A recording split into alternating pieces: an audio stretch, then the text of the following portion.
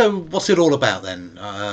We can see these things. We can see the wars and the corruption and the criminality in the financial system. We can see all these things as separate incidences, or we can bring them together, because it is one big conspiracy at the end of the day. They are all linked. And to me, it's all about slavery, really. You've probably heard the term the New World Order. I do believe in the New World Order. And what that is a bunch of capitalists who decided, well, actually, they can be kings, or even worse than kings, they can be gods, with the rest of us being their loyal or not so loyal subjects, but oppressed subjects anyway. And if you think in the 19th century, if you say to yourself, if I was alive in the 19th century, I would have been against slavery. Well, be against slavery now, because there's far more slavery in the world now than there ever was in the 19th century. It's just got a better PR gloss to it. You can't hear the chains rattling. There are no chains. The chains are all up here in our minds now, but they're chains nonetheless. And we see what we see every time there's a recession, every time there's a financial collapse, like we saw in 2008. A lot of the banks go bankrupt, and therefore power gets concentrated into fewer and fewer hands. I believe it was Mayor Rothschild said, give me control of a nation's money supply and I care not who makes its laws. And that's true. That is true. They do have control of our economies, and through our economies they have control of our politics. So democracy is dead, really. And so we've got to see who the enemy is. And at the moment, the enemy is the corporations. They are the beasties. And we can just see this in the income disparity now. We've seen how the wealth of the 1% is absolutely enormous, and everybody else is just getting poorer and poorer and poorer. And the bank bailouts that we've seen now, they're a thing of the past. There's not going to be any such thing as a bank bailout anymore. They tried it out in Greece in 2013. Sorry, not in Greece, in Cyprus, where they had bank bail-ins.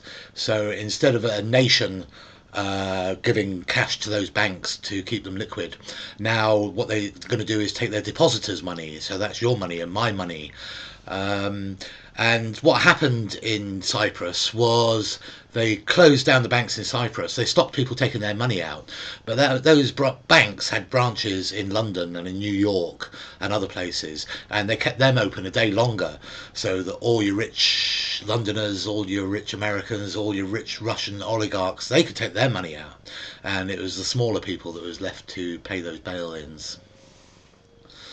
And but Benito Mussolini described fascism as a merger between the corporation and the state. So if you don't think that's going on at the moment, then I've got some bad news for you, really. This is fascism. This is fascism. And we can see that through all the security laws that are coming in, the way GCHQ and the NSA are just spying. We're not even complaining, are we? We're going, okay, all right, okay, you can spy on us. This is fascism. This is fascism. And Britain has a very good record on fighting the Nazis. My grandfather fought the Nazis. He went in a tank. He knew that there was danger in it for him. I'm fighting the Nazis now. I understand there's danger in it for me too. So how has it come to this? How do we find ourselves in this position? I would like to propose something. Probably won't be very popular, but I'd like to propose that we're all stupid. I think the vast majority of the Western populations are stupid. Let's have a look at the dictionary definition of stupid.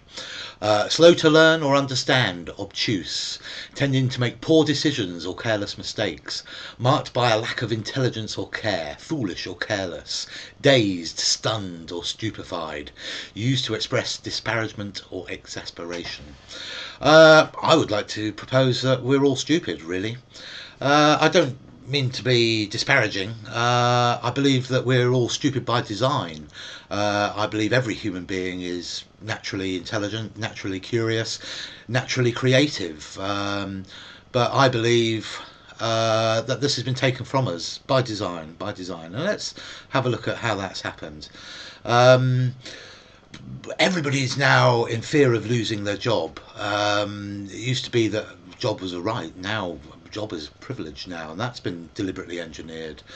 Um, there was some research done at the Centre for Competitive Advantage in the Global Economy at the University of Warwick, and they say that poor people spend so much mental energy on the immediate problems of paying bills and cutting costs that they are left with less capacity to deal with other complex but important tasks, including education, training, or managing their time.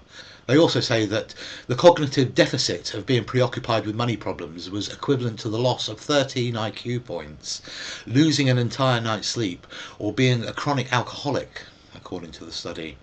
So you can see that being poor, just trying to make ends meet, just drains your mental energy, and that's why they want to privatise the NHS, because that's going to increase that pressure on you, then, isn't it?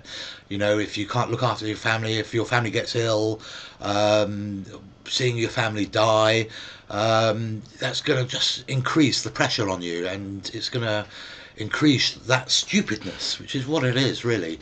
Um, and also, let's talk about the other half of the population who are working 60 hours a week and then commuting for another 10.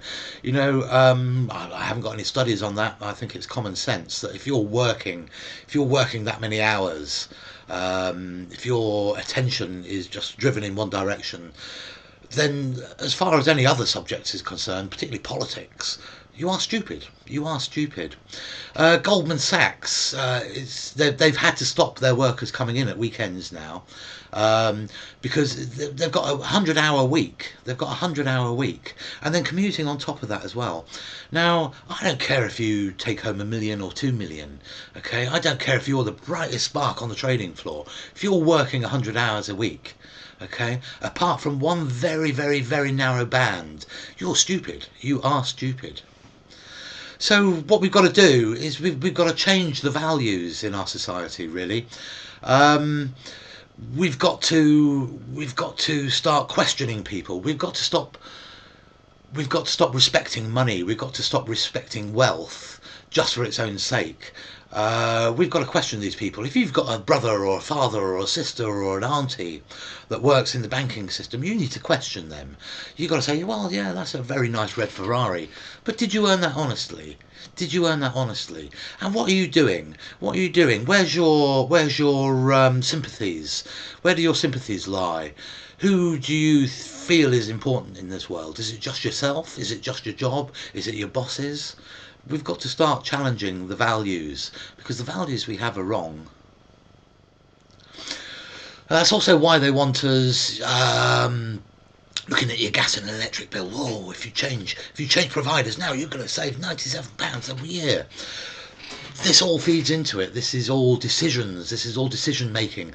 And you can pretend to yourself, oh, I've saved £100 this year. I'm pretty shrewd. You're not shrewd. It's taking all your mental energy. And it doesn't leave you the mental energy for the things that are important in this life. Okay, which is politics. You hear people down the pub saying, oh, I don't discuss politics. Well, why don't you discuss politics? Everybody should be discussing politics. It's our lifeblood. It's what shapes our society. Margaret. The Swiss have a form of direct democracy, and what that does is make the populace far more involved in politics. And in a way, you're considered ignorant if you can't discuss certain issues. And it works by, if you get 100,000 signatures in 18 months, then that allows a vote on certain laws, domestic laws and international treaties, which is a very good thing, and something I suggest that we need. And this Telegraph article states that startlingly, those parts of the country where the people are most involved in politics also has a better public services and a stronger economies. So what else makes us stupid? Well, the education system. That makes us pretty stupid, really. And they want kids in school at 2 years old now. Why do they want them in school at 2 years old? Some of the most successful societies, in my opinion, are the Nordic societies, Norway and Sweden, Denmark. And their kids don't go to school till 7 years old. First of all, they learn to be creative. And they get a bond with their parents. That's something. If we send kids to school at 2 years old, they're not going to have that bond with their parents. And they're not going to be creative. All they're going to learn is to recite things by rote, which is going to be the official story, of course. And you can see that particularly happening in history departments around the country now. Um, they're stopping teaching history in school, not important. And the history that they do teach is a very narrow band of what could be called propaganda, basically. So not only are these kids now going to school or they want them to go to school at 2 years old, but as soon as they start showing any signs of creativity or signs of boredom, I imagine school's fairly boring for kids these days. They're just learning by rote. But as soon as they start to show a little bit of individuality, they're given Ritalin, they're given ADHD drugs. The rest of us, the adult population, Prozac, it's just so prevalent now. There's quite a lot of Britain now that's got fluoride in their water supply, and that's mostly up north, really. And I would say that's because the northerners, you northerners, are fairly militant and belligerent, and this is a time where we need your belligerence. We need your militancy to actually fight these powers. But you've got fluoride in your water, and fluoride in the water, just do some research. I'm not going to give you the details here. There's plenty on the internet.